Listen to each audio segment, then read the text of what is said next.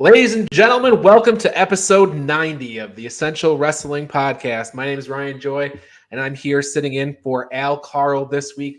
We are powered by the Eastern Observer. We have a whole stack show tonight, but we're going to kick things off kind of quickly here with a couple of news bites that I want to get these guys' opinion on and hear what their thoughts are. First off, we got big WrestleMania week news that came out over the last couple of days. The Hall of Fame ceremony is returning, tentatively planned to air after SmackDown. So I don't know if they're going to do it in the same arena as SmackDown on the other side or what they're going to do, but tentatively planned to be right after SmackDown. And then also NXT Stand and Deliver, no takeover, 3 p.m. on the same day as WrestleMania Day 1. So it's your matinee for the main event show. So big WrestleMania news. Just curious your guys' thoughts. It's almost like a return to normal times. I guess that means we're not going to be doing our WrestleMania special on Saturday. Yeah, I'm thinking not. There are some other news items that have come up that are more immediate in nature to the Royal Rumble. And I thought we should put this out here ahead of course, we have a Royal Rumble special coming up on Friday. We'll be talking about everything in detail this Friday at 3 p.m. But we know that Tommaso Ciampa and Pete Dunne have been working main event. Roderick Strong and LA Knight, they worked main event this week. Dakota Kai and Io Shirai, they're heading to SmackDown this week. So a lot of stuff happening backstage. But the big one, the real big piece of news is that it looks likely that Ronda Rousey is going to be returning. She's not announced. Jesus. And all of the news sites are kind of saying maybe it looks like it. Officials are flying to California to meet with Rousey. She's been training. They want her to be part of WrestleMania, so it's looking like Ronda Rousey might be in the mix. And I'm not sure how that might change your guys' thoughts when you put in your predictions this week. So it's a tough one. I've picked her, to be fair. Yeah, I think I'm leaning that way. I've gone for it.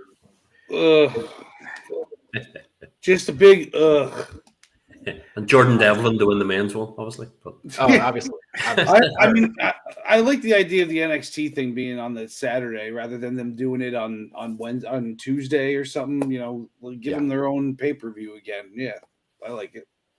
Absolutely. Okay, well, we're going to send John Smith and John DeConnie backstage, get on with the show proper, kicking things off with NXT UK and Gary Mehaffy. So, guys, stand by, and we will get with you shortly about everything else that's not NXT UK. See. All right. I believe John Smith was saying see you there. So, all right, Gary, we are going to be talking about NXT UK, but give me just 1 second. I got to run down everything else that we're doing on the show today. The Royal Rumble is this week, and of course, we're going to do the entire show on Friday about the Royal Rumble. We've got Raw and SmackDown to break down tonight as well. The Dusty Rhodes Tag Team Classic continues on NXT. We finally have our match set for Moose versus Morrissey. That'll be next month at No Surrender. We'll be main eventing tonight's show with AEW's Beach Break and our predictions. But finally, we are curtain jerking the show with Gary, as I understand, the Dalai Lama, Mehaffy, talking about the huge NXT UK championship match. Gary, I am not going to bury the lead. Big match, big fight feel, Dragunov versus Devlin. We've been tiptoeing around this match for 2 or 3 weeks, ever since it was announced. Not totally sure who we're going to predict, but the time has come. You got to pick a winner. Your thoughts? Yeah, it's like one of those when I've literally been thinking about it all week. Anytime I've seen any wrestling stuff, I was looking, going, oh, what do we do and who's going to choose it? And I'm going to go against myself that I normally would, and I'm going to say, and this is not just to try and wind John Smith up, I actually think that although they've fallen into this match out of nowhere because of Rampage Brown, I think we're going to see, because there's no fans there, and it's like that they're going to do a title change so that the word doesn't get out. and they're going to do the title change, and then Ilya Dragunov, I always think, is better chasing, because he's got a good story and the way he sells and the way he chases, and the fans get behind him. So I think we're going to go for a Jordan Devlin title win, and he's going to take it. All right, I'm going to pull the facts together and the predictions together from the Garyverse here.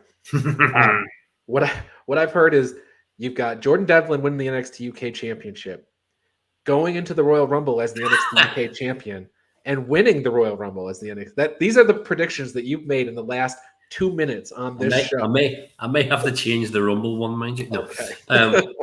but I do think, because as soon as I heard that they were doing this match, it was like, oh, empty arena, no fans. I thought there's something big coming that they'll try and do so it doesn't get out.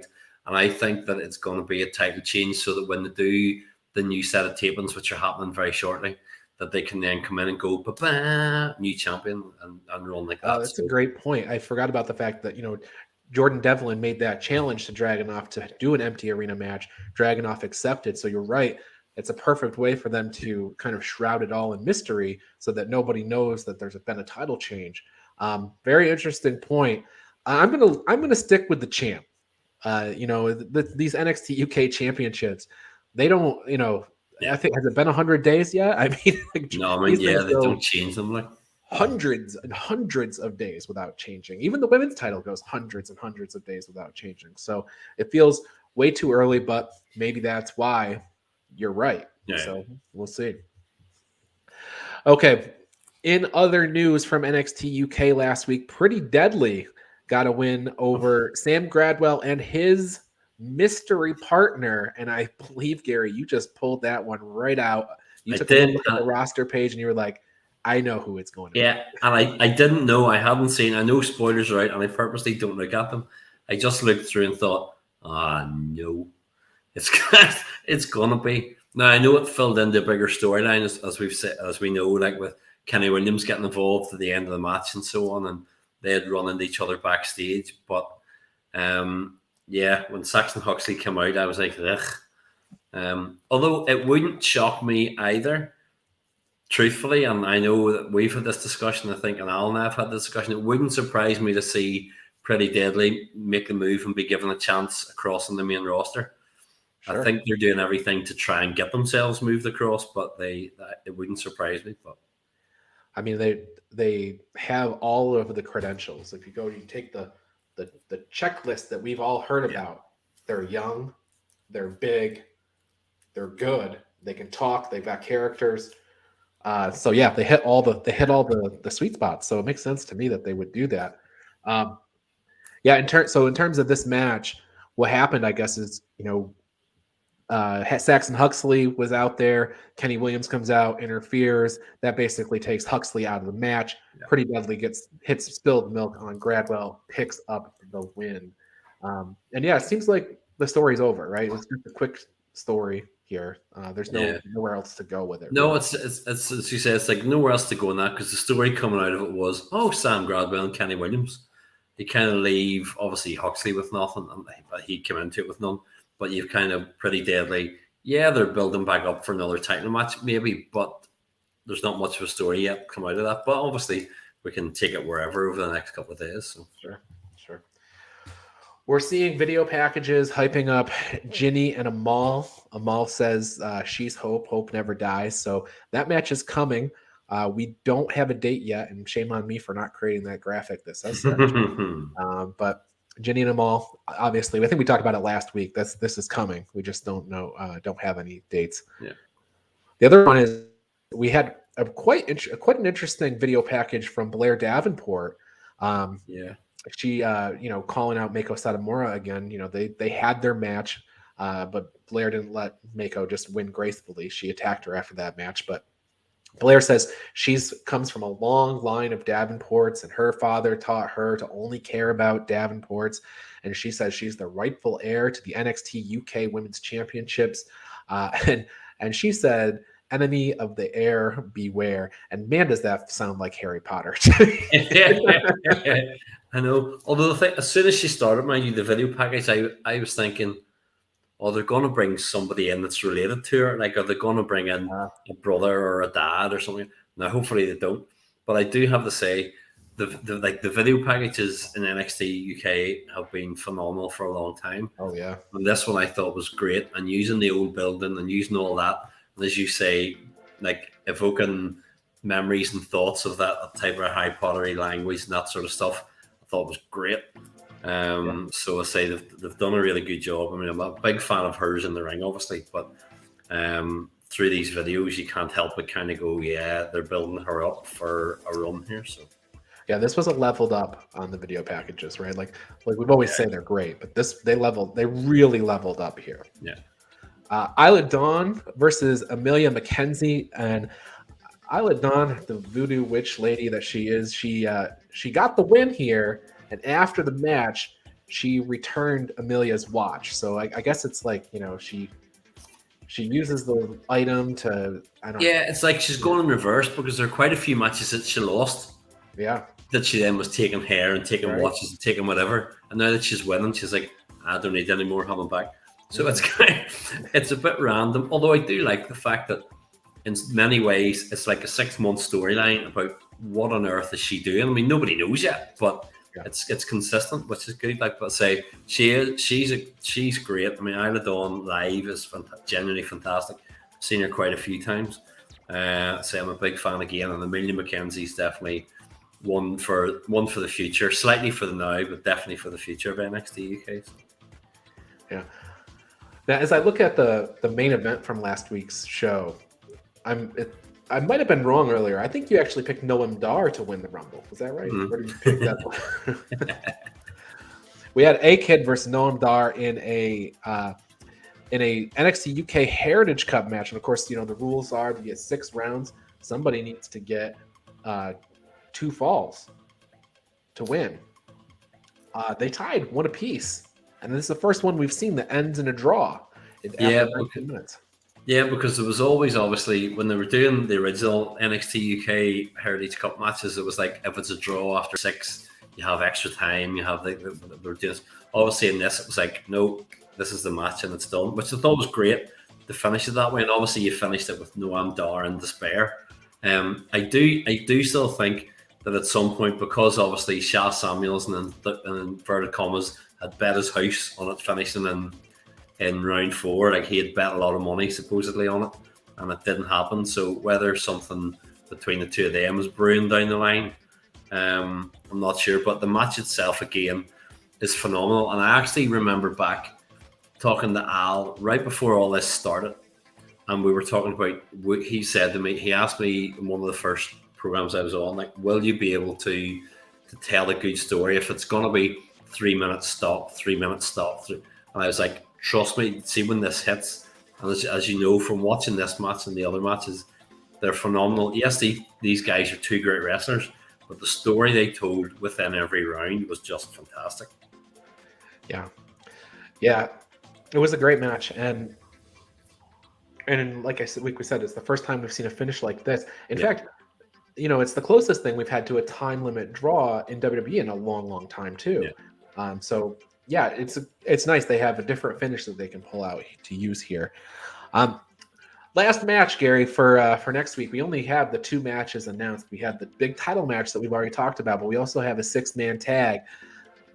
Gallus Boys on top versus D Familia.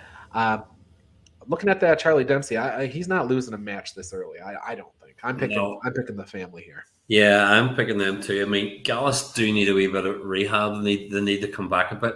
But I think, like, I don't see how you could go against the Familia at the minute. I really don't. As you say, I mean, if they were to lose, I mean, Rohan Raja would be the one, obviously, to lose, I would say. But I just can't see that they're going to at all. No, me either.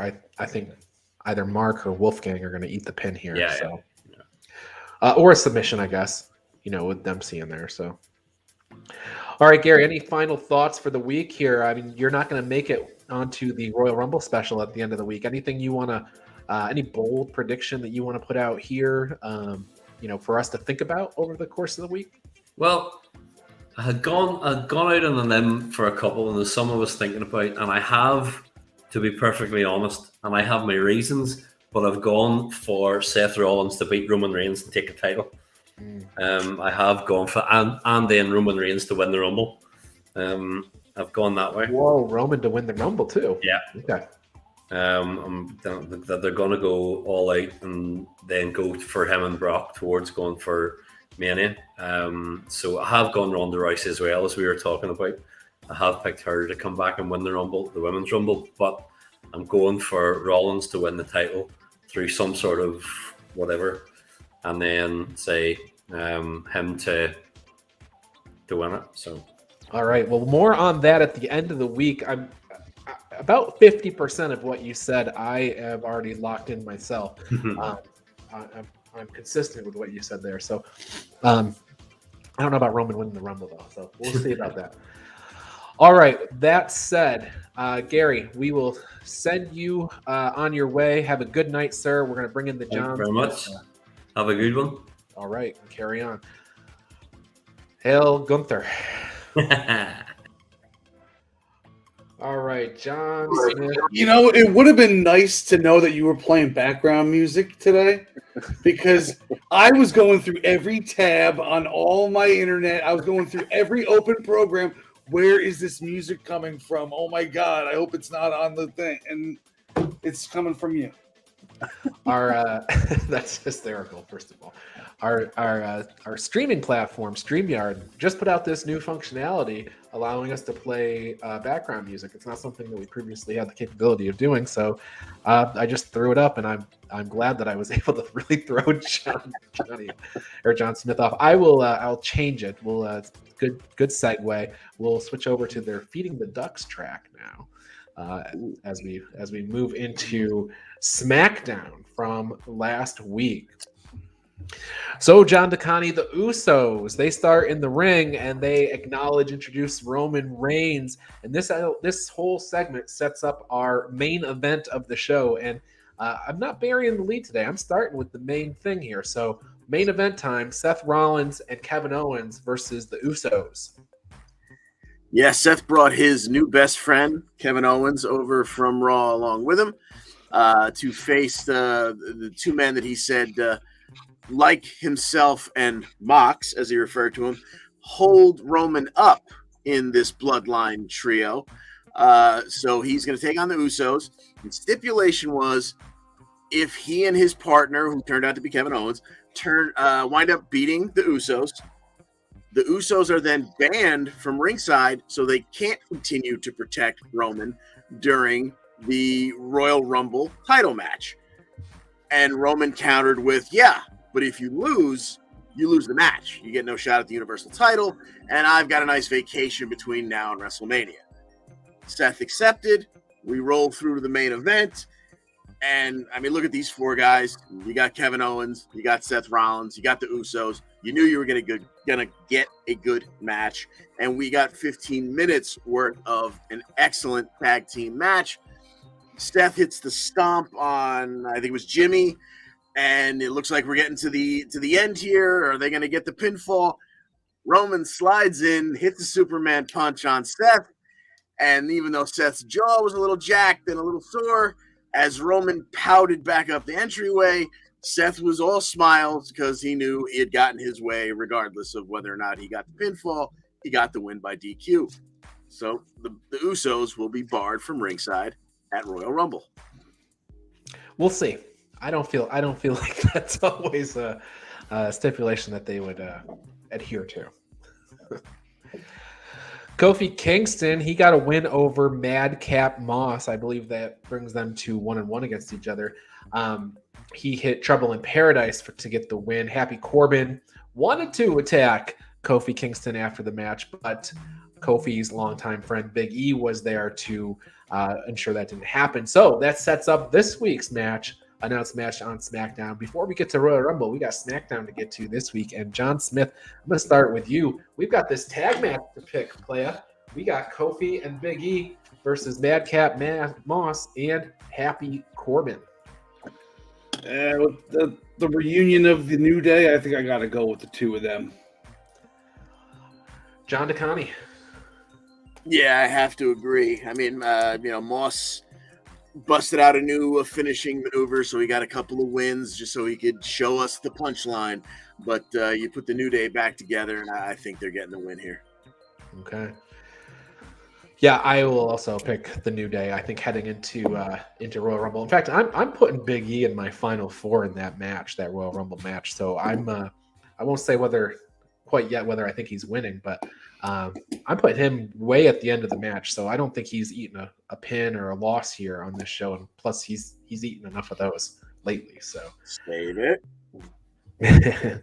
Now we did see Summer Rae in the front row. It's nice that all the ladies in the Women's Royal Rumble are getting cameos.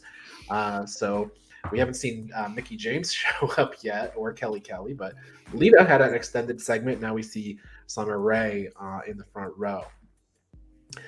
Aaliyah last week broke a world record by defeating Natalya in 3.7 seconds or something like that.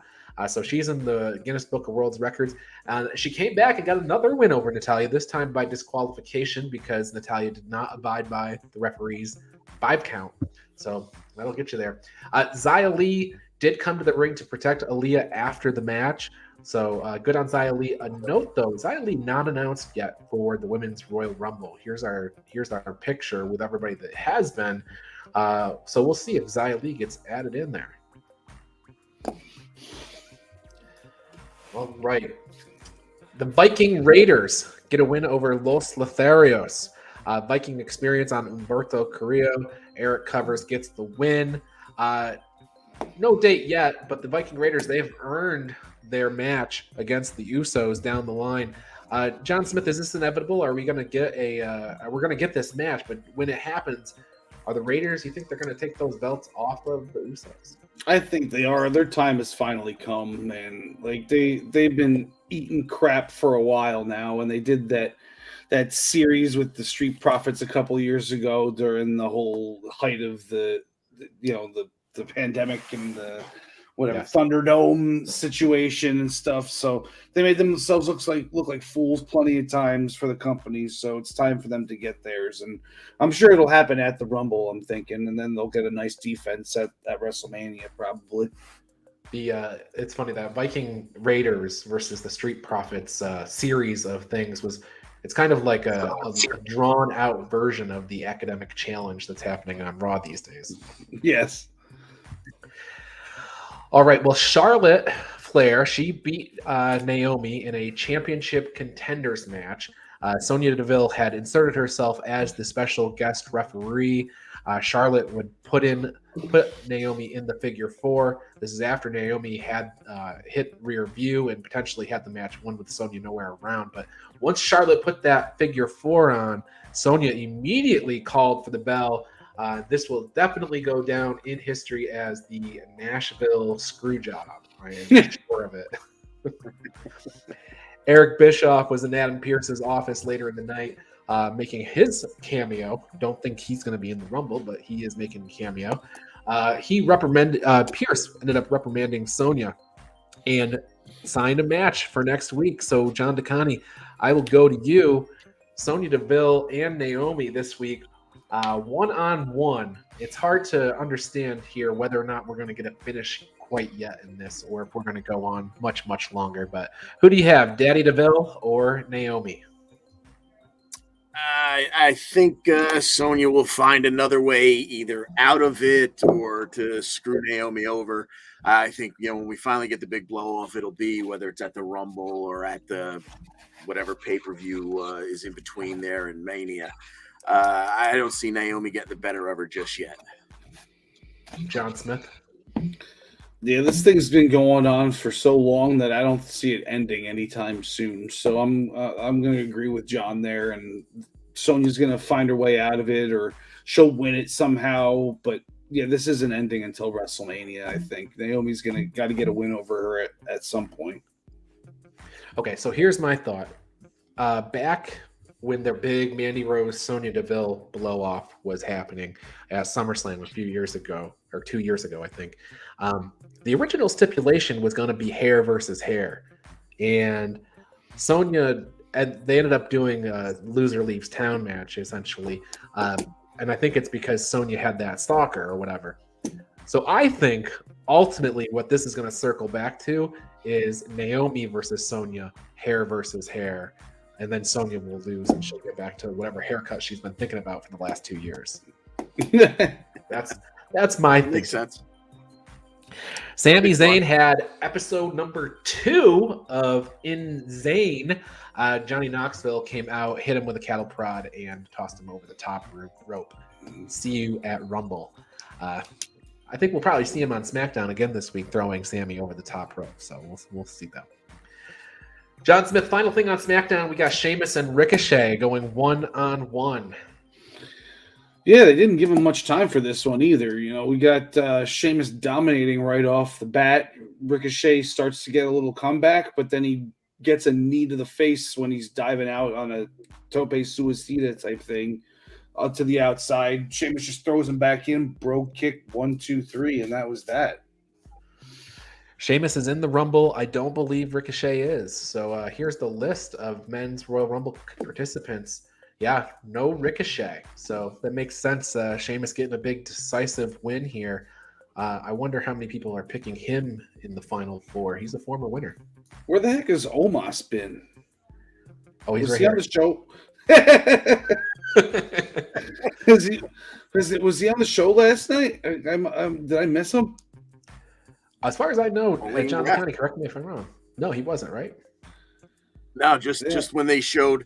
Now their graphic wasn't as fantastic as yours, but only in their Royal Rumble graphic did he appear on screen last night.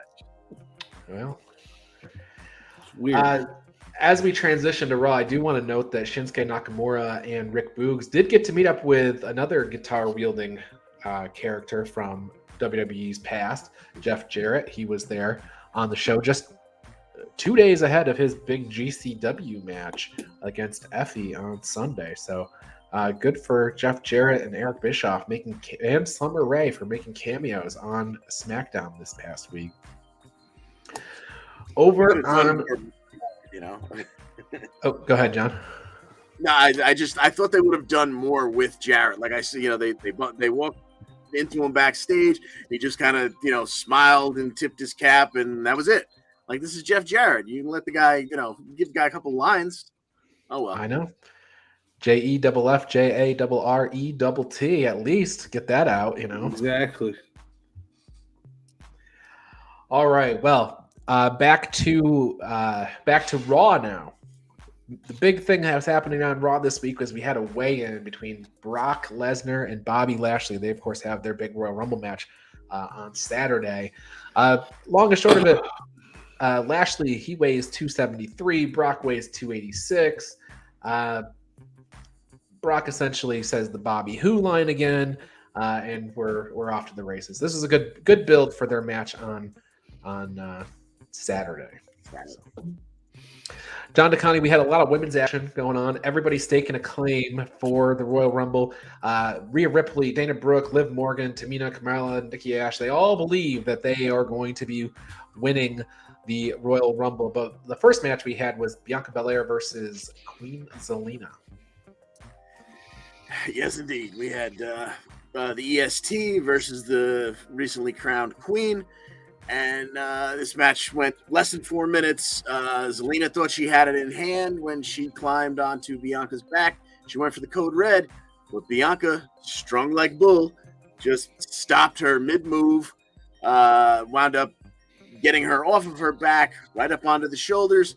KOD for the 1, 2, 3 for EST.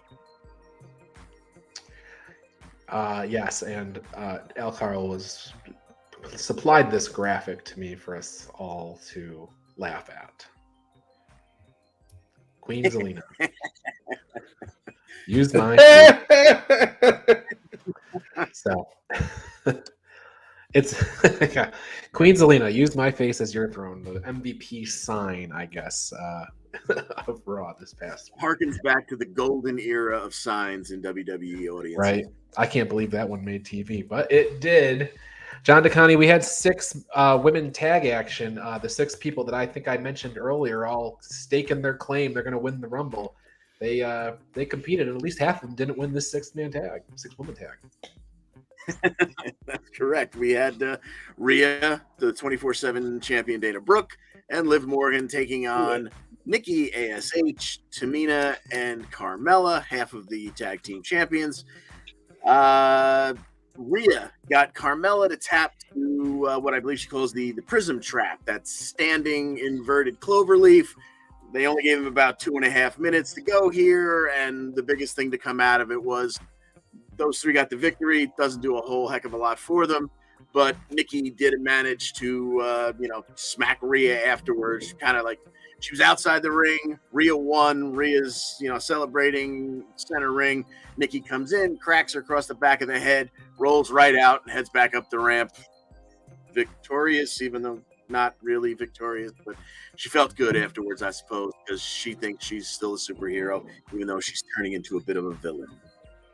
All right, so if what you're telling me is accurate, then you're saying that Bianca Belair defeated Queen Zelena using KOD. Rhea Ripley tapped out Carmella using her cloverleaf. So are we building towards Bianca and Rhea versus the tag champs? At the very least, we're continuing with the what seems to be WWE's favorite strategy to put those tag belts on a set of gals and then let them never win another match until it's time to turn them over to the next. Fair enough. All right. Well, Kevin Owens, he is getting his United States Championship match against Damian Priest, and he wins it by disqualification when he ignored the ref's 5 count. Not to let Owens out of the corner. So Priest retains his United States Championship. It's pretty interesting here. This Kevin Owens versus Damian Priest thing's gone on for a couple of weeks. Perhaps maybe we're building towards something bigger at a later point, maybe at the Elimination Chamber or something like that. So, but John Smith, one of the big advertised segments I think a lot of people were looking forward to on Monday Night Raw this week was the Academic Challenge. Alpha Academy versus RK Bro, a spelling bee. Yes, a spelling bee. And, we assume that Otis and Riddle are going to be the duds here, but that was not the case. We start off, Otis gets some word Emmental. I've never heard of that cheese before. But, of course, he did because it's cheese. So he knows how to spell it. Then Riddle knows the word calibration from having to calibrate his scale for weighing grams and ounces and stuff. So, it was a good thing that he got that word. Then we go back to Gable, and it's disillusion, and he goes and spells dissolution instead. So, he spelled it right, but the guy said it wrong because he shouldn't have gotten a British guy to be the one asking the questions. And then Randy Orton has to spell the word dumbbell. And of course he spells it right because he's Randy Orton and he's not going to look foolish in a segment like this. And Alpha Academy flips out that they are down 1-0. And next week we get what is it that we get again? I forgot already. Scooter races, right? Oh yeah, scooter race as the second challenge in this whole series. Then we get a challenge for Randy Orton versus Chad Gable, and they go for a good 10 minutes, and we get a RKO on Gable, and he loses twice in one day. The best part? Otis didn't spell the word right. In storyline, he was supposed to spell the word correct, and so they acted like he did, and he didn't. So that's the best part. Yes, he did. No, he didn't. He left the A out. What, at the last A? Yeah. And they even made reference to it later in the show and said that he garbled his mouth, so the RK Bro actually won 2-0. So it's fun, all fun. Wow. Alexa Bliss had her therapy session. I think she's a pretty strong candidate to show up in this year's Royal Rumble. We we've been seeing her, Alexa. Basically, these therapy segments are Alexa is coming. Alexa is coming. Not to be confused though. Veer. With Veer is coming. Veer is coming to Raw. I don't know where he's coming from. It's a dark place, as you can see in this graphic. He's really lost, but hopefully he finds his way. Maybe he's going to be in the Rumble. All right, John Smith, sticking with you, we've got AJ Styles versus Austin Theory, and Vince McMahon even gave Theory a couple of tips in the back and would like a selfie.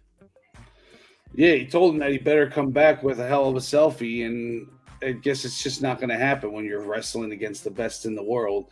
You can take him 16 minutes like Austin Theory did. You can do a blockbuster that you don't even need to jump off the top rope to do, a standing blockbuster. This was a clinic between these two. I'll tell you what, you got to go back and watch this one if you didn't see it. And, it just shows you why Theory is one of the guys that got the call up from NXT. AJ Styles wins with the, I guess the phenomenal forearm. I think so. Yep. And Theory doesn't have a picture to bring back to Uncle Vince. Well, all will be forgiven when Theory gets that late number in the Royal Rumble and maybe brings Papa Vince back a WrestleMania. What makes you think Vince has anything to do with Royal Rumble numbers? I don't know why I would ask him. Some theories like, wait, are you serious? Like, you made people number one all the time back in the day. We have a Becky Lynch and Doudrop split screen interview. Becky Lynch would really like Doudrop to thank her for the opportunity. Doudrop would like some respect. Doudrop leaves her position, goes after Becky, but the refs get between them. So that's setting up. That's the blow off for our big Becky Lynch versus Doudrop match. And we'll be logging our pick in on that this Friday at 3 p.m. But I bet not very many people are picking Doudrop for that. So Ray and Dominic are backstage with Sarah. Ray is so proud that he is on the cover of WWE 2K22.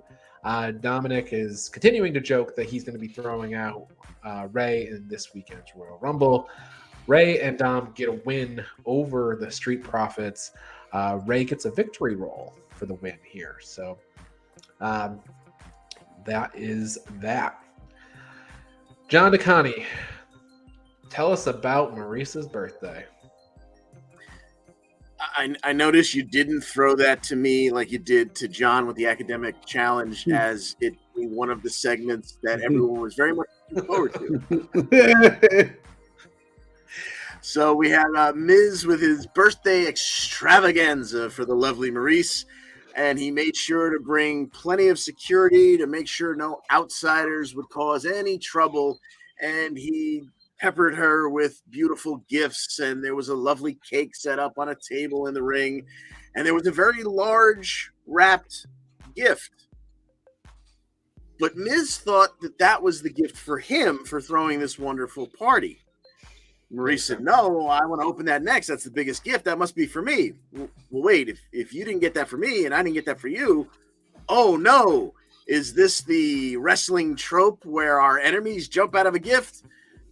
No, it was just Miz pulling our leg again. We ripped that one open, and there on a beautiful stand is the brick that Maurice used to clock Beth across the head. Well, that was enough poking of the bears to bring out Mr. and Mrs. Phoenix, and it didn't matter how many members of security were in the way. They tore through them. Miz and Maurice would get out of the ring and kind of wait between the commentary table and the timekeepers area as Edge and Beth Phoenix beat the living hell out of all members of the security force, including putting one of them through the table and the cake. We knew someone was wearing frosting. We just figured it would probably be Miz or Maurice. Wound up being a security guard whose name we'll figure out a year from now when he shows up on NXT 2.0. So Beth and Edge Phoenix close the show. Okay. All right. Well, we have sufficiently gone through all of SmackDown, all of Raw, while having the SmackDown logo up in the upper right corner. So amateur hour from me. We'll switch over to NXT 2.0 now, and John DeConnie. The show kicks off. We see LA Knight arriving, and he heads straight to the ring. Yeah, no BS this time. He steps out of his little red Corvette, makes his way right to the ring, where he calls out Grayson Waller. Waller comes out in front of the Tron, doesn't quite come down to the ring because he knows he doesn't want none of that. In fact, he's got a restraining order that the LA Knight has to stay 50 feet away from him. Knight's a little miffed at first, but says, all right, I can't touch you. I can't get too close to you, but this guy can. Waller turns around to face the Tron. It's the entrance music for Dexter Loomis, only Dexter Loomis does his creepy crawl out from underneath the ring to sneak up behind Waller. We go to commercial with Waller kind of jumping out of his skin and running away from Loomis for now. But when we come back from the commercial break, we're already into a match between Grayson Waller and Dexter Loomis. Waller distracts the ref while Loomis is out on the floor. This is about 10 minutes into the match. And there is a large man in a suit, a large bearded man that we would come to realize or remember was the other half of Indus Sher, and that Waller would later refer to as his insurance policy. He would knock Loomis over the head, roll him back in for Waller to hit that leaping stunner that he does, and get the 1-2-3. Grayson Waller gets the victory over Dexter Loomis and leaves with his insurance policy. The irony that Grayson Waller has a restraining order against LA Knight and Dexter Loomis is the guy who shows up. Like, Dexter Loomis is a guy that everybody should have a restraining order. Pretty much. Well, give him time next week. The Dusty Rhodes Tag Team Classic kicked off on last week's episode of NXT 2.0. We had the Creed brothers taking down Josh Briggs and Brooks Jensen. We had Malik Blade and Idris Enofe defeating Raul Mendoza and Joaquin Wilde. That's a huge upset, getting Legado out in the first round. Briggs and Jensen, I think Casey and Kaden invited them to party. Try to cheer them up after that big loss. John Smith, you and I were talking on last week's episode that we thought the winner of that match, the Creed brothers versus Brooks and Jensen, was going to win the entire bracket. Here's our updated brackets. Creed brothers are through. Do you still got them all the way, John Smith? Yeah, it's almost like it's almost a guarantee at this point. I mean, unless MSK is going to win it again, I don't see any of these other teams winning. And I had GYV winning it all last year. It's just I've fallen out of love with them, I guess. They got to win something for me to start picking them again. Idris Enofe and Malik Blade getting that win there almost, I don't want to say this, it's kind of rude to Kushida, but kind of almost gives MSK a bye to the finals. Absolutely. So John DeConnie, we'll head over to you to make our pick. We have a match, GYV versus Chase University. That's Andre Chase and Bodie Hayward. So who do you got in that one? Who is going to be going up against the Creed brothers in round 2? I'm thinking it's going to be GYV. I'm not going to pick them to go any further than that because I've been burned by them multiple times, but I think they get past Chase University here. Okay. John Smith? Give me Chase University just because it's not for points, and I'm not picking GYV anymore. Can't say I blame you. That's fair. Bodie Hayward has only had a couple of matches, but I look at this and I say Andre Chase is so pinnable. So I'm going to go with GYV here. In fact, on 205 Live, we had a little preview of this, and it was Bodie Hayward versus James Drake. And James Drake won with a drop kick. How often have you seen that? So it was a drop kick in the corner, so it was a little extra on it, I guess. But yeah, so I'll pick GYV. They got momentum based on that. All right, Dante Chen. He is returning from injury. Do you remember when he was here last? Okay, returning from injury, the loss of his father to face Guru Raj, and he wins by DQ when Duke Hudson attacks. So looks like we're setting up Dante Chen versus Duke Hudson in the future. All right, Joe Gacy and Harlan are backstage. They run into the injured Odyssey Jones. Odyssey Jones has some words. Joe Gacy doesn't take offense, just wishes Odyssey good luck on his recovery, even opens the door for Odyssey Jones. Gacy just setting an example for young Harlan about showing restraint in the face of this negativity. Later, Harlan would attack Odyssey Jones, so he didn't quite get the message. So there you go. Things are heating up with Braun Breaker and Santos Escobar, and I am missing a graphic. Darn it. Anyway, things are heating up between them, but things are going to be happening in NXT on Santos Escobar's time. So, of course, no date yet for that match. That's the graphic that I have made and is not here. So, all right.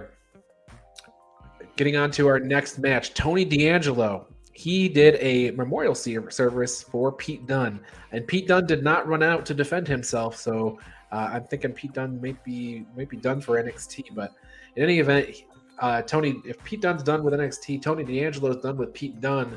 He's on to bigger and better things like a championship. And Mello is there, and he doesn't like the idea of this. Cameron Grimes comes out. He says, "Don't jump the line." Mello says, "Why don't you have a match together? The winner can face me." So that's what we're doing. We've got Tony D'Angelo versus Cameron Grimes this week on NXT. And the winner is going to get a North American Championship match. So this is not for the North American Championship, despite what the graphic says. John Smith. This is interesting set of circumstances here because I have been throwing up this graphic every week, no date yet, with Grimes and Carmelo Hayes. Perhaps I'm wrong, and I should have been doing no date yet with Tony versus Carmelo. But John, where do you think we go first, at least? Who's getting this big win? No, I think you were right with the Grimes graphic. Grimes will probably win with the Raw roll-up or some sort of sneaky thing, and he'll get the match with Hayes, and then eventually, Tony will screw Grimes out of that match, and then we'll get a long-term feud between those two, I'm thinking. Okay. John DeConnie. Yeah, that makes sense. If nothing else were going on here, if we didn't already have Grimes laying the groundwork for him and Mello, I would say, D'Angelo, he's the new guy, so of course he's going to go over. But I think Smith is right. I think we are going to get Grimes and Mello. And hopefully, we get that grimy North American Championship run. Yeah, we all thought, though, Grimes would be a little bit elevated. He'd be fighting Breaker, but we'll see. All right. Well, Ivy Nile got a win over Kaylee Ray. That's a sentence I did not expect to be saying this year, but Mandy Rose provided a distraction, which allowed Nile to counter the KLR bomb into a roll-up for the W. Afterwards, big attack, toxic attraction all over KLR. Indy and Persia run down for the save, and that sets up our 6-woman tag playa. So this week, I don't know why they can't give me a graphic of Persia Pirotta, but they won't. So it's Kaylee Ray, Indy Loomis, Hartwell, whatever, and Persia Pirotta versus Toxic Attraction, the girls with the gold. John Smith, over to you. Who do you got in this 6-woman tag? Here's some help. Here's a hint. This person says that Bordaong, and then this So that help?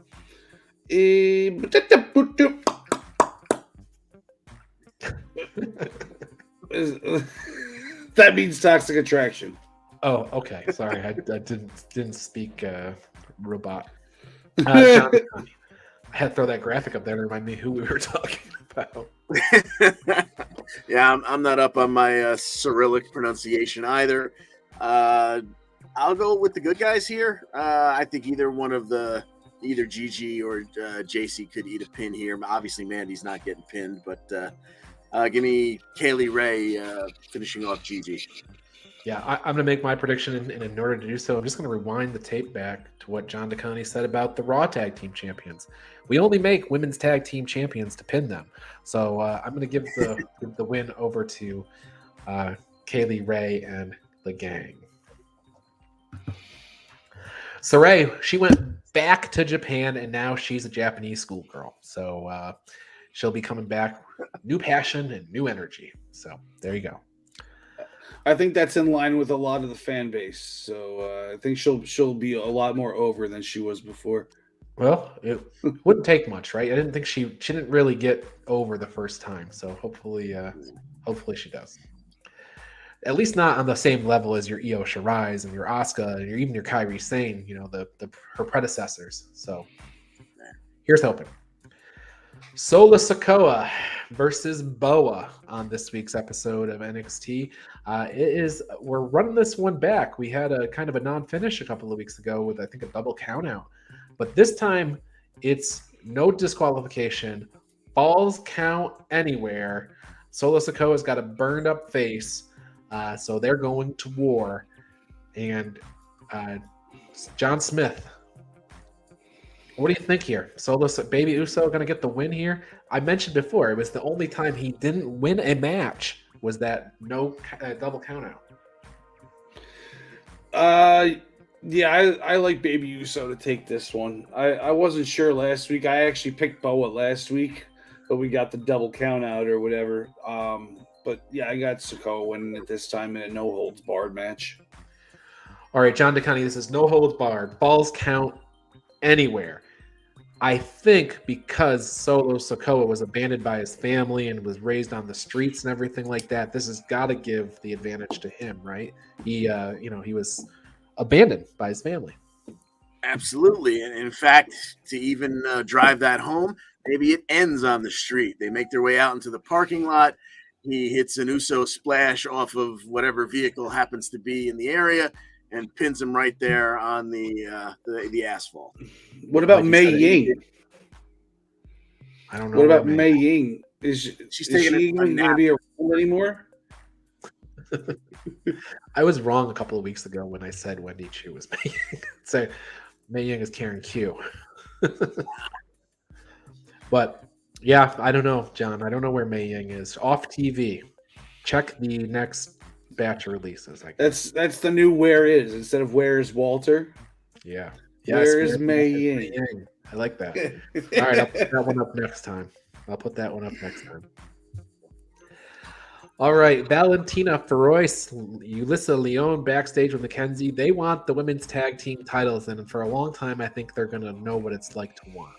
I don't see that one coming anytime soon. Dakota Kai, nothing divides friendship like success. She's been singing that song for a few weeks now, which makes me feel like because Raquel is rejecting the advances of Cora Jade, I think Raquel and Dakota are going to find their way back to each other here. I think that's what's ultimately happening. Because if success divides you, perhaps failure brings you back together. And neither one of them have been on the winning end of things. So that's my bold prediction. But anyway, John DeConnie, Dakota Kai versus Ulyssa Leon. Yeah, Dakota, she upset Ulyssa and Valentina backstage by telling them that their friendship was going to lead to failure. So it led to this match where Ulyssa basically just got a lesson or a beating from Dakota. It ended with a KO kick in the corner. Then afterwards, Valentina came in to check on Ulyssa.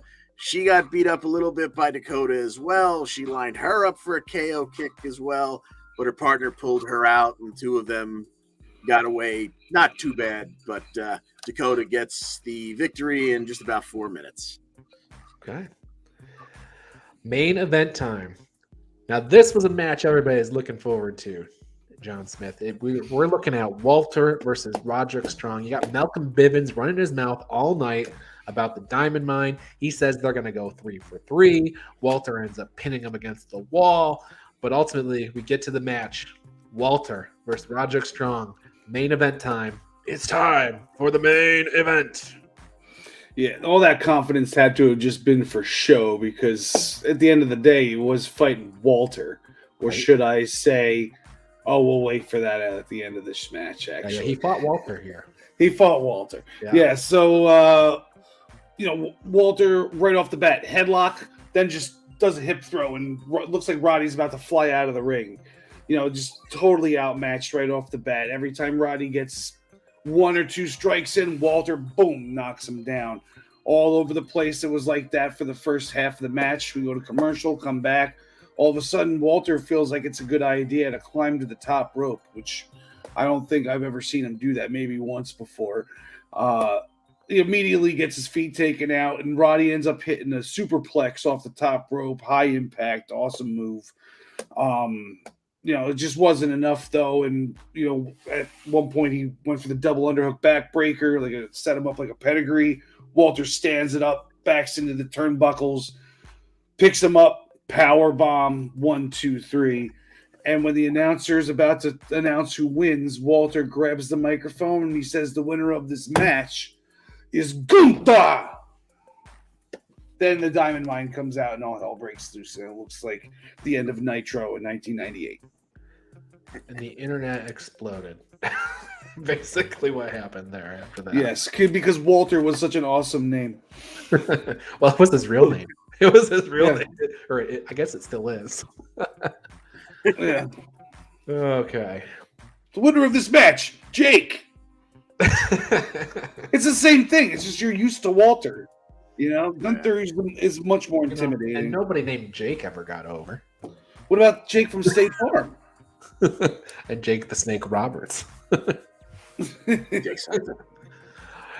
All right. Well, that puts the end to our NXT 2.0 coverage. But like we mentioned earlier, Stand and Deliver returning this year on potentially, it sounds like, on Saturday of a WrestleMania weekend in the afternoon. A nice little appetizer for your WrestleMania day one. So there you go. Hopefully Braun Breaker is there to defend his championship if he can get through Santos Escobar. But first, before we talk about all that, we got to get over to Impact Wrestling on Access TV. And I just want to mention, keep your eyes peeled this week and the next couple of weeks after that. You may see a familiar face or two in the crowd, especially when they zoom in on those announcers. Do watch closely because let's just say they set that up nicely. They intentionally put us right behind the announcer so that you can see us. So in any event, keep your eyes peeled. You may see a familiar face. On last week's Impact, though, Tasha Steelz got a win over Chelsea Green with a crucifix bomb. Tasha grabbed a mic after the match, warned Mickie James that she'll be returning, that Mickie will be returning home to her son as a failure, and this ticked Mickie off. Tasha had about 12 things that she said are going to happen to Mickie James, but as soon as she mentioned her son, it was like go time. Mickie gets in the ring, fists start flying. Savannah Evan helps Tasha. Chelsea recovers, makes the save. But this week on Impact Wrestling on Access TV, we're going to have Mickie James. She's going to be doing a State of the Knockouts address. And this will be just 2 days ahead of her big Royal Rumble appearance. So I'm just going to ask now. I'm sure I'm kind of like, busting his spot here, but anybody picking Mickie James to win the Rumble? What a story that would be. Yeah, from her belongings in a garbage bag to the Rumble winner. Yeah, exactly.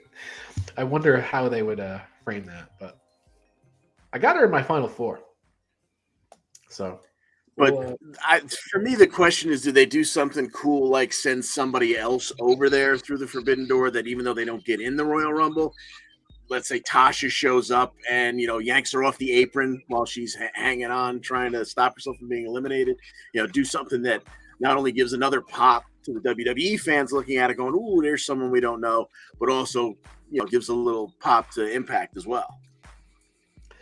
I'll tell you, the it's not knockouts related, but Moose has been all over Roman Reigns on Twitter.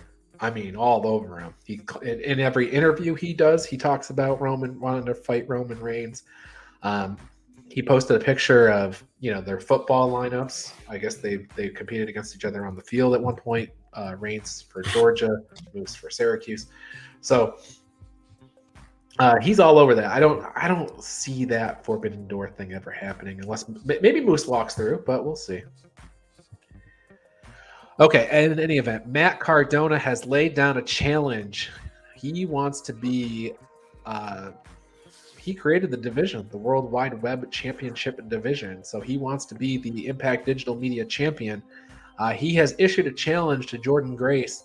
That match will happen. I can guarantee it that you'll see that match down the line. So we don't have that announced for this week though, so we can't pick it, but that match will happen. We found out Rebellion is coming April 23rd, so mark your calendars. That'll be the next big Impact pay-per-view. And then the Influence, they got a win over Havoc in a handicap match. They took Rosemary out before the match, and that set them up to have a match against Havoc. They get the win there. And that also is ahead of the big Influence and Inspiration Knockouts tag team title match that has been advertised for this week. So, John Smith, over to you. You got the the Inspiration here or the Influence? I got to think the Inspiration's going to find a way to hold on to those titles, hook or crook. All right, John DeConnie. Yeah, they haven't really had too many defenses yet, even though they've had the belts for a little while. So I got to say that the Inspiration will hold on probably a while longer, but certainly longer than this. Yes, and I will plead the fifth. So, John DeConnie, we had Jonathan Gresham versus Steve Macklin in a Pure Rules Ring of Honor World Championship match on the show. Yes, and we had Riccaboni on commentary again, sitting in with Tom Newman, Hannafin over there, and this was, like you said, under Pure Rules. So Gresham, of course, offered the handshake for abiding by the code of honor. Macklin wanted no part of it. They tied up. They came apart again. There was kind of a stall in the match. Gresham offered his hand again. Macklin once again ignored it. So clearly that was not going to happen. They went at it. It was a really good match. It was really fun. There was a pretty big disparity in size there. But of course, Gresham is an absolute technician. Oddly enough, Gresham was the first one to blow through all three of his rope breaks. Macklin would shortly thereafter as well. Macklin would also get admonished or warned for a closed fist early on that I would have swore was going to be his downfall later on in the match. It was not. It would turn out to be sort of the rope breaks, as Gresham later would apply the figure four. Both men were at a rope break, so as they made their way over to the ropes, we knew it didn't matter. You thought Macklin might tap. He didn't do that. Gresham actually would grab the ropes, work his way up to where he was hanging from the top rope to pull himself up, and I guess that was putting more leverage on the hold. And Macklin would lay back, I guess, to relieve some of the pressure. Got counted 1-2, got a shoulder up. Then the next time he was in so much pain, I guess, he just forgot to kick out. He laid back down. 1, 2, 3. It was a weird ending in what was a really good match for two guys that you weren't sure were going to have a whole lot of chemistry. It was really good, just a bit of an odd ending. But Gresham retains the ROH World Championship. it's a weird thing when the rope breaks are gone, you can use the ropes as leverage to pin a guy. It's a weird idiosyncrasy there. But I guess that just means that they don't count as an out of bounds anymore. So the other story here is that Scott D'Amore, he met with the ROH 5, Taven, Vincent, Bennett, Kanellis, PCO, ahead of the match, and he said, "Look, guys, don't get involved. Don't be a pain in my butt. I'll upgrade you. Here's the skybox tickets. Watch your guy, and then leave." And so they did. They watched this match, and then we saw them peacefully leave. So more on that later. Ace Austin and Madman Fulton find Speedball Mike Bailey backstage and say, we're the kind of guys you should be hanging out with. Stay tuned for weeks to come. W. Morrissey got a win over Zicky Dice and VSK in a handicap match. He's handed out choke slams and power bombs for those two guys. Morrissey went and grabbed the mic. He said he's hunting down Moose. If Moose won't come to him, he'll go to Moose. And then when Morrissey made it backstage, Scott D'Amore said, "Moose is not here, so quit it. You're going to get your match, and you're going to get it. They had no surrender." So we move from the no date yet graphic to the we have a date graphic. No surrender, February 19th, Moose versus W. Butthead Morrissey. Right, John Smith? All right. John DeConnie, the big guys from Violent by Design and the Good Brothers, they squared off against Heath and Rhino in a tag match. Yes, the unbeatable duo of Gallows and Doring against our favorite original SmackDown Tag Team Champions, Heath and Rhino. They go at it for a little over 9 minutes here, and as if you needed to pull heel tactics out for these two to get a victory, I wouldn't think so. But Diener wasn't letting anything go to chance. He whacked Heath with the flagpole there. He was waving the BBB flag the whole time. And this would allow Doring and Gallows to deliver a stereo choke slam on Heath, and Gallows get the cover for the 1, 2, 3 for BBB and the Good Bros. This alliance is very interesting. I implore you to stay tuned for more Violent by Design and Good Brothers action in the weeks to come. Main event of the show was Josh Alexander versus Charlie Haas, of all people, from the world's greatest tag team, Charlie Haas. So Josh would win the match with an ankle lock. It looked like Charlie probably got hurt during the match, and I think that has been reported since. But after, they share a handshake, a little hug, whatever. The ROH 5 make their way back. So they slide in, they attack Josh Alexander, Charlie Haas. Chris Sabin comes off commentary to try to help out. He gets overwhelmed. Rich Swann, Willie Mack, Eddie Edwards come from the back to eventually run off the ROH 5. Maria Kanellis grabs the microphone and said, "We used to have honor, but those days are done. We were fired. We are now Honor No More." So that is their name, this group's of Renegades. They are going by Honor No More. And of course, Josh Alexander all hung up in this. I'd say it seems like Josh is going to be distracted from his mission, which is to get a match against Moose down the line. So there we go. Word. It's got to come back around to that eventually, but they're long-term storytelling. Gotta love it. There you go. All right. Well, it is time. It's time. It's beach break time. So we're getting into AEW Dynamite and Rampage from last week whilst making our picks for the big AEW Beach Break show this week. So let's put our name tags up. And here are the AEW standings. John DeConnie with a 7-point lead ahead of over me and an 18-point lead over John Smith. Everybody else trailing behind. Here are our overall standings in the EWP league. I am on top, leading by a little over 100 points over John DeConnie. So secure with my lead there. I think this week is going to be a major shift in the score, though, because we have Beach Break and Royal Rumble. Beach Break points, 5 points for the AEW title matches. There is not a world title match, so there will not be that 5 points. 3 points for all other title matches, 1 point for non-title matches. Interpromotional matches, of which we have none, will get an extra point. Perfect pay-per-view is a +5. So, with that said, not Beach Break related, John DeConnie, but we can't talk about Dynamite from last week. We can't talk about Rampage from last week. We can't even talk about SmackDown from last week without bringing up the name Mox. Yes, Jon Moxley made his triumphant return. He came out on Dynamite, started off the show coming into the ring, letting us know that he had conquered his demons, and the only thing he's drinking now is blood. So look forward to plenty from Mox coming up.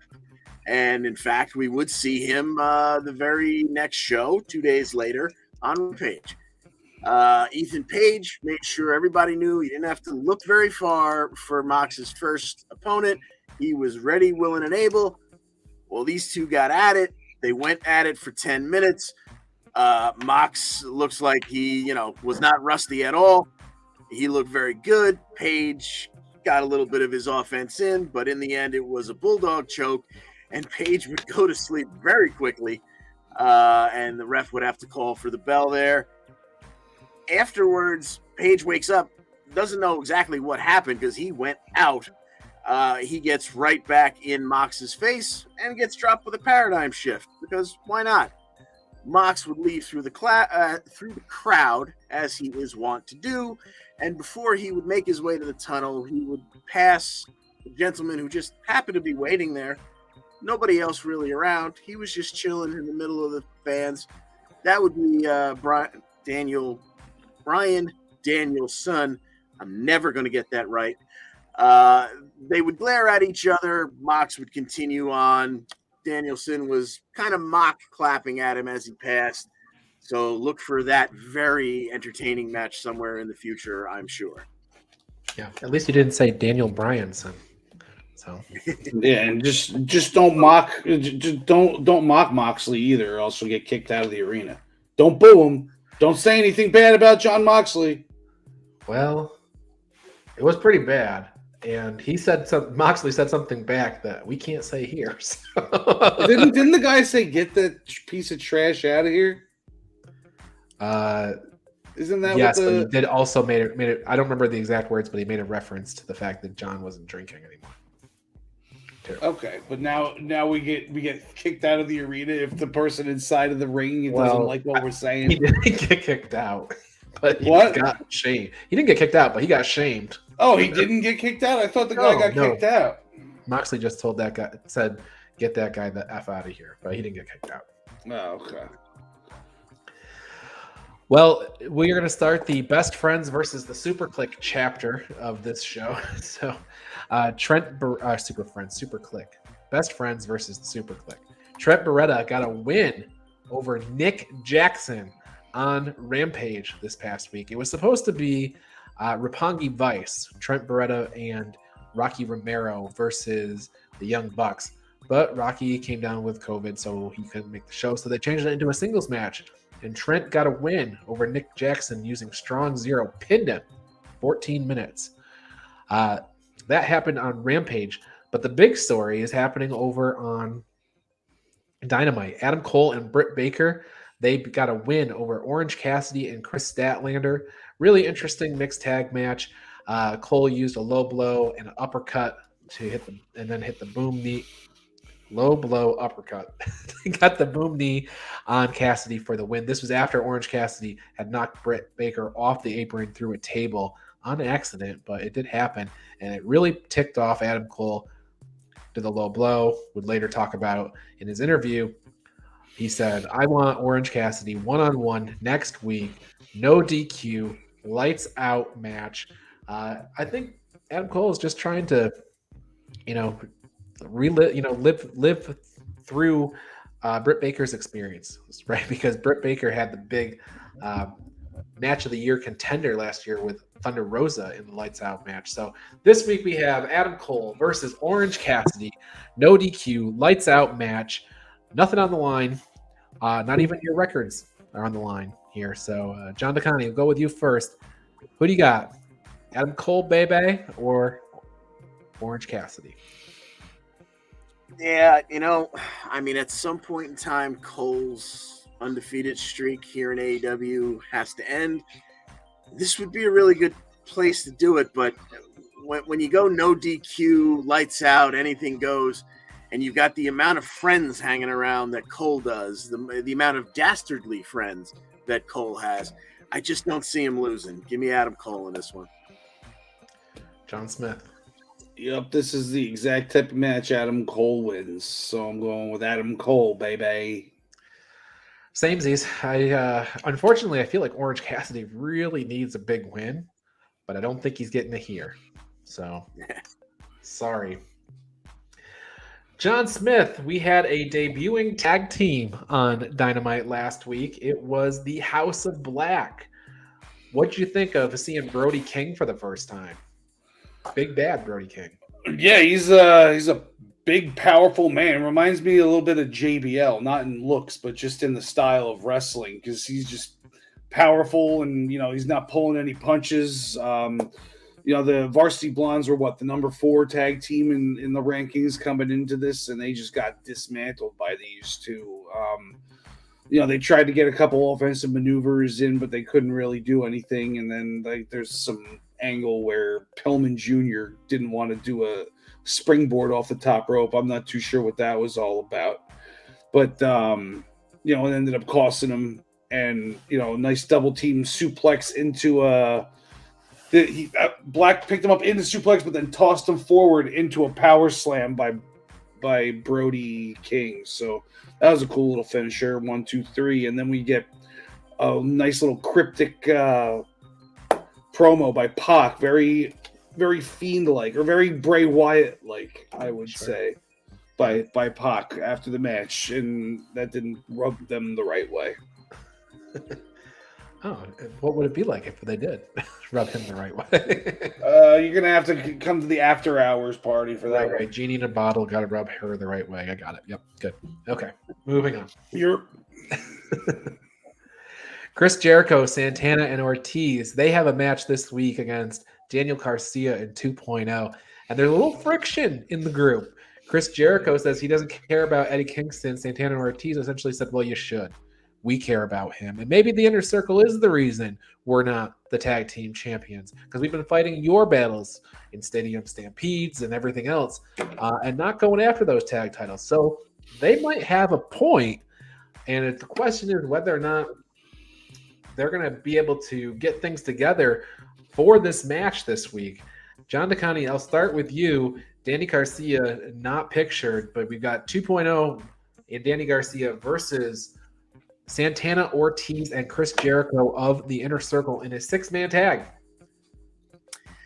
Yeah, if Kingston wasn't legit injured, which I believe he is, I could see him getting involved here and even though he's got his own beef with Garcia in 2.0, you see him trying to at least screw Jericho over. But considering I don't think he's going to get involved here, it's really hard for me to pick against the Inner Circle, even though everything tells me there should be some kind of implosion here. But give me Jericho and Santana Ortiz. All right, John Smith, is the Inner Circle going to lose this match? Yeah, the implosion could happen after the match, maybe, or something. But I like 2.0 to win this one with Garcia. Maybe or Santana Ortiz just abandoned Jericho in the middle of the match, and he loses 1-on-3, something like that, maybe. Yeah, I'm with you on that, John Smith. I think I'm picking 2.0 and Danny Garcia here. I think it's a huge win for that team. If any one of them, that kind of sets them. And if the Inner Circle is breaking apart, or Santana and Ortiz are just going to go on and do their own thing for a while, it doesn't really hurt them too much if it's like ends up being like a 3-on-1, like you were saying, or whatever. They're kind of protected, in other words, while also making a big win for 2.0. So I'm giving them the W, like you.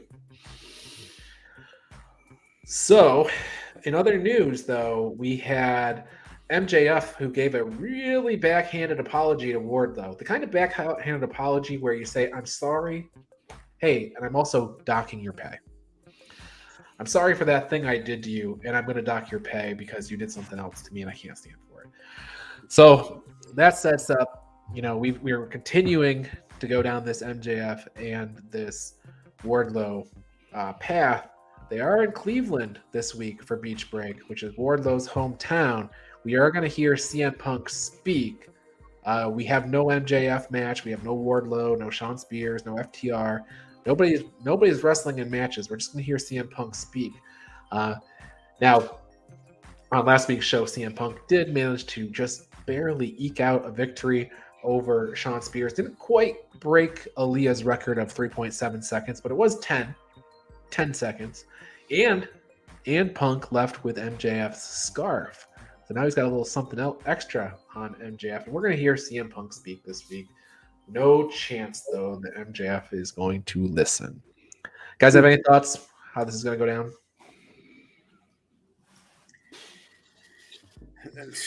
MJF will, I don't know, jump him from behind, maybe surround the ring with the other two. I don't know.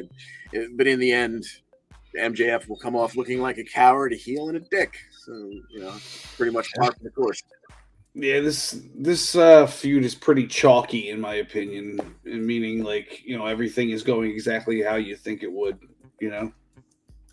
I have a feeling that the match is going to be set up in the way that CM Punk's like, well, if you want your scarf back, you got to fight me or something. I think that's basically how it's going to go. So it's going to be a match for custody of the scarf. Scarf versus hair. Scarf sounds good. On a pole. That would change the direction, wouldn't it? It's not what you would have been expecting. Yeah, exactly. Billy Gunn talks with Christian Cage, says, hey, I think my kids should get a match against your friends. And Christian says, yeah, but they got a good record, but they haven't beaten anybody. No signature wins. Kind of like you, Billy. Never had a signature win in your singles career.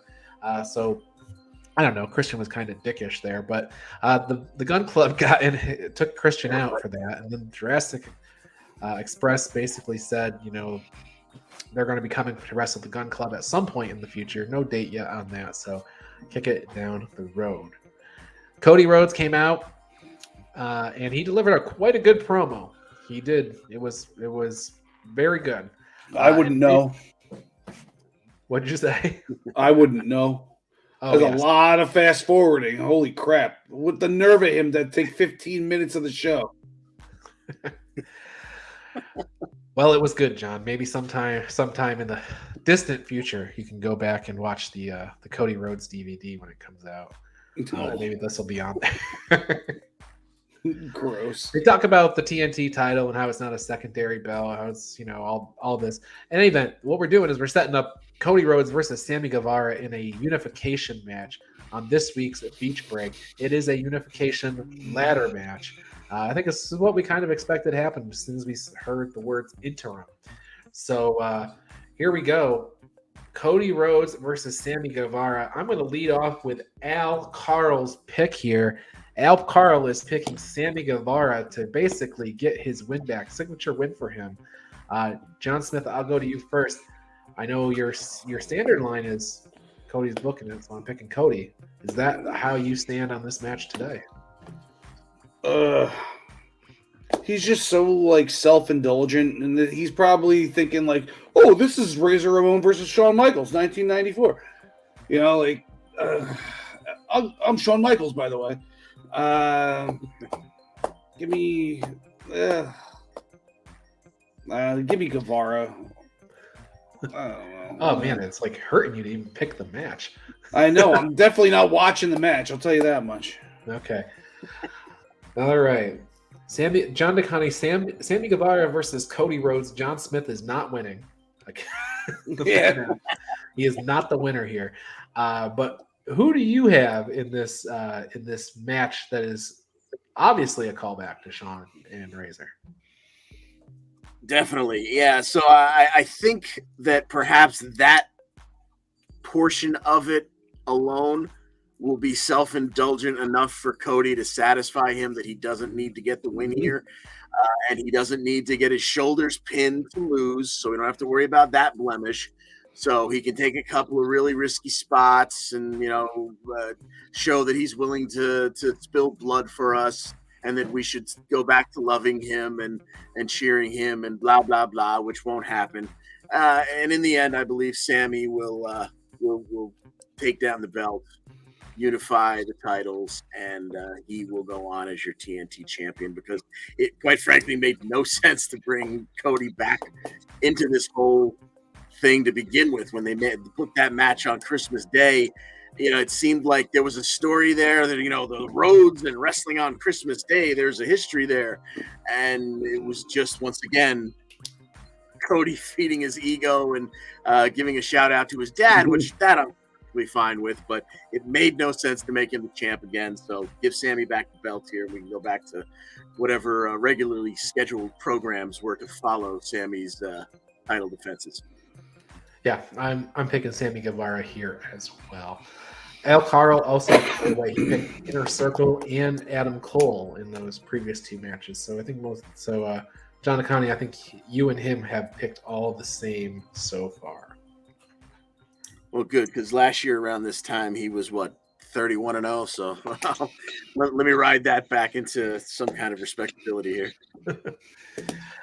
Interesting situation. We were talking about guys named Jake earlier in the show.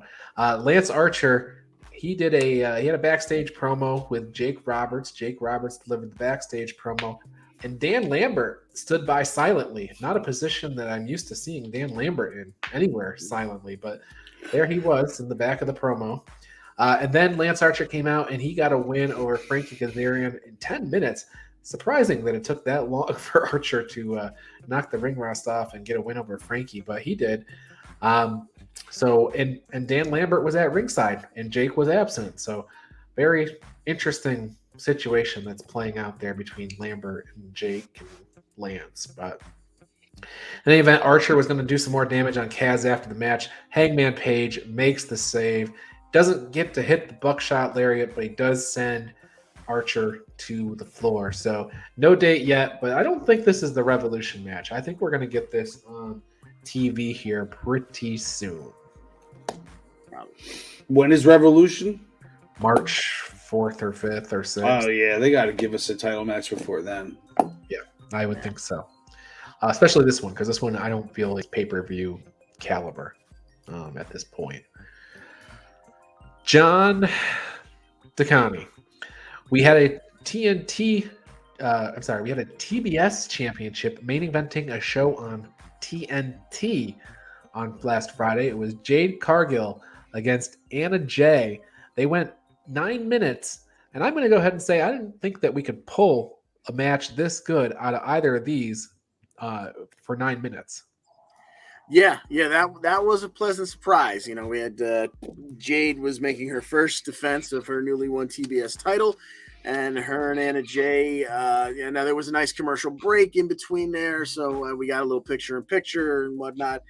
But in the end, it was a nice, even closing sequence where Anna Jay would go for that spinning back kick with Jade sitting in the corner.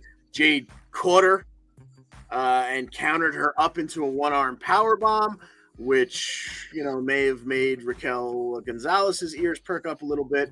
But that's, maybe for later in the Forbidden Door and things like that. And then eventually we would get to Jaded for the 1-2-3 victory. But Jade Cargill, this was that stretch out match that we've been waiting for with Jade that, they tried with Layla and it didn't really go over too well. This was a pretty solid match by the female Goldberg. 25-0 now. 25-0. She got a ways to catch Goldberg. Yeah. Dante Martin, he was backstage with his friend Lee Moriarty and Matt Sedan. Matt Seidel. They've had his back ever since his brother's absence. Apparently forgot all about Leo Rush, who is not having his contract renewed, so he's going to be gone from AEW pretty soon. Starks and Hobbs say Dante need to watch his back, front, and sides because Team Taz will build assassin. Apparently they're coming from all angles.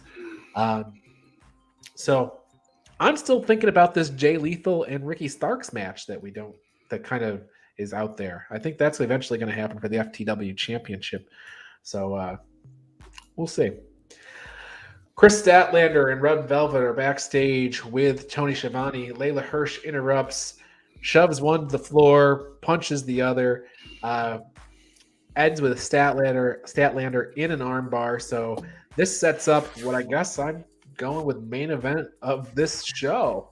The EWP. Last match for us to pick, guys. Layla Hirsch versus Red Velvet. And it feels a little one-sided here. Al Karl has selected Layla Hirsch, John DeConnie. Well, I guess I'm going to be in lockstep with Al again here because I got to think Layla's going to stretch Red Velvet at some point and get a submission victory here. John Smith? Sounds about right to me. I don't see any way Red Velvet wins this match. The only way she wins is if she hits that final slice, and I think there's no chance that we're going to see the final slice, despite the fact her name is a cake. Serena Deeb also had a match against Sky Blue on last week's Dynamite. Deeb hit Detox, used the Serenity Lock to get the submission win. Now, I'm pairing that match with the fact that we're hearing from Britt Baker this week. I'm putting it out there. I just kind of think it's going to be Britt and Serena down the line here. That's going to be the match that we build to. With Britt Baker having to kind of leave her tweener role and go towards more of the faith side. Thoughts, guys? I don't see how you can make her... sorry, John. Go ahead. No. I'm right along with you there. Serena's definitely anchored herself in the heel role, so you kind of got to put Britt in the face role there, and that's going to be a weird thing for her considering she, usually cheats to win. She's obnoxious, she's bitchy, and but she does get a great pop from the crowd, so I guess that's your justification for making her the face. Yeah. Yeah, I think they're fine with just the way she is now. Like she can still be the cheater and get cheered, but like why like change her character to be like more honorable or something and not be cheating anymore? Or, she's with Adam Cole, the biggest freaking cheater in the business, like, and they're all heels, so I don't think it makes sense to make her a face. So heel on heel action is what I'm it. hearing. So are we only getting 4 matches tomorrow? That's all that's been advertised. Yep. So usually there's 6-match shows, so they might throw something on. Maybe they'll announce it in the morning tomorrow. That Cody match is probably going to be the main event and start at like 9:15. I think Cole and Cassidy have to go on last because it's a lights out match. True. So I think you're probably starting with Cody and Guevara, and you're probably going to go to about 9:30. Oh, okay. So I can start the show late. Awesome. Matt Hardy is backstage with Tony Schiavone, Butcher, Blade, Private Party, and Andrade El Idolo. Hardy has sold 51% of the Hardy family office to Andrade. It is now going to be called the AHFO because that makes a ton of sense. And they're still looking to recruit the little kid who works for Sting. John DeConnie, speaking of the little kid that works for Sting, our main event of Dynamite last week was Sting and Darby Allin versus The Acclaimed. Yes, and we had the Acclaimed have done their diss track video, so we got a replay of that, which was mildly entertaining. And the Acclaimed would attack Sting and Darby on the ramp on their way to the ring, including a steel chair shot that they hung around Darby's neck and ran him into the ring post. And, it looked ugly, as everything with Darby usually does, because he's 115 pounds with rocks in his pockets. and he was basically not going to be part of this match. He was unable to compete, but Sting was going to go through with it. So this match starts as a handicap match until about 6 minutes into it, where Darby launches himself. I believe he was even coming out of the crowd. He came out of nowhere in the screenshot when he re-entered the match, entered like a missile. We would eventually get Sting, who, God bless him, would jump off the stage to put Caster, I think it was, through the timekeeper's table, and Darby back in the ring would hit the coffin drop on Bowens and get the 1-2-3 victory in about 9.5 minutes. Another win for Sting and Darby Allin. All right. Well, that's our show today. Sting ends the Essential Wrestling Podcast here in 2022. Who would ever thought that they'd say those words in 1989? But there you go. All right. That said, do not forget about our Royal Rumble special that's coming up this Friday at 3 p.m. It's going to be a great time. We always love talking about the Royal Rumble. Karl will read from the book of Ric Flair from 1992. I am positive. We'll recount that whole interview in detail. So do join us for that. I also want to tell you about the Primetime Rundown, powered by StreamYard, with Joey Jarzenka, Ian Schreier, and Rob DeLuca on Friday nights at 7 p.m. They take you through the world of sports right here on all of the Eastern Observer platforms. For more information, please go to easternobserver.com. And we have a newer show. It's our newest show, I guess, on the Eastern Observer. It's The Sunday Sauce. It debuted a couple of weeks ago, hosted by our very own Tyler Adele, along with his partner, Andrew Macaria. They bring you everything NHL and all of the league's happenings. Get saucy this Sunday afternoon with The Sunday Sauce on all the Eastern Observer platforms. You have the Body Slam Brigade newsletter written by me for you for free. It's going out to about 5,000 people each and every week. Make sure you go to minutestobelltime.com to subscribe to the Body Slam Brigade newsletter. Get all your merch news, your results, and your statistics right there in the Body Slam Brigade newsletter. The Black Cats NYC, they got a new album out called Free Cake. It's new, about 2 years old now, I think. But it dropped like 2 years ago, and we're talking about it here. But you can check it out on Apple Music, Deezer, YouTube, Pandora, YouTube Music, Amazon, everywhere you listen to music. Do check out Free Cake. Play loud. As always, the EWP, that's this show, the Essential Wrestling Podcast, is sponsored by ProWrestlingPick'em.com, the internet leader in sports entertainment pick'em pools. Join us in the EWP public pool to play against us. Create a private pool to play against your friends at pwp.com. Play against your friends, play against the universe, and guys should like it too. Wink, wink. Join us back here for Essential Wrestling Podcast episode 91 at 5 p.m. on Tuesday next week on all of the viewing outlets. And don't forget, this Friday, 3 p.m., January 28th, it's the Royal Rumble special. And join us right wherever you're watching or listening to this show. It'll be a great time as we make all our predictions for the big show that's coming up this Saturday. It's WWE's second biggest show of the year. I know that a lot of people think it's SummerSlam, but no, it's the Royal Rumble. Look at ticket sales and pay-per-view buys, and you'll know Royal Rumble is number 2 show for that company every year. And we kick off the road to WrestleMania. John Smith, anything before we get out of here this evening?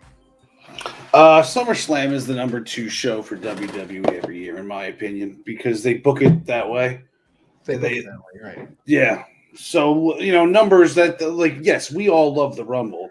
And, some people might get out of wrestling during the summertime because they've got better things to do, but not us. Better things to do, like what? I don't know. Just have a life during the summertime. I don't know.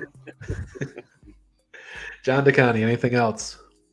I can't believe it's Rumble time already. I don't care how it's presented, whether it's number 2 or number 3. Quite frankly, it's my favorite event of the entire year. WrestleMania has all the pomp and circumstance, but the Rumble is really just gets me charged for the run to the Mania. So can't wait for it. Which is why if it's not great, we get so disappointed. So be great, Royal Rumble, and we will all be happy. We might see Ronda back. We might see Veer. Never know what's going to happen at the Royal Rumble. As they say, anything can happen in the World Wrestling Federation, Entertainment, whatever we're saying these days. What a mover! Oh, wrong one. All right, John DeConnie. Hang on. Let me get these things right before we leave. John DeConnie, take us home. Thanks for joining us. And as always, we wish you the best in all your future endeavors.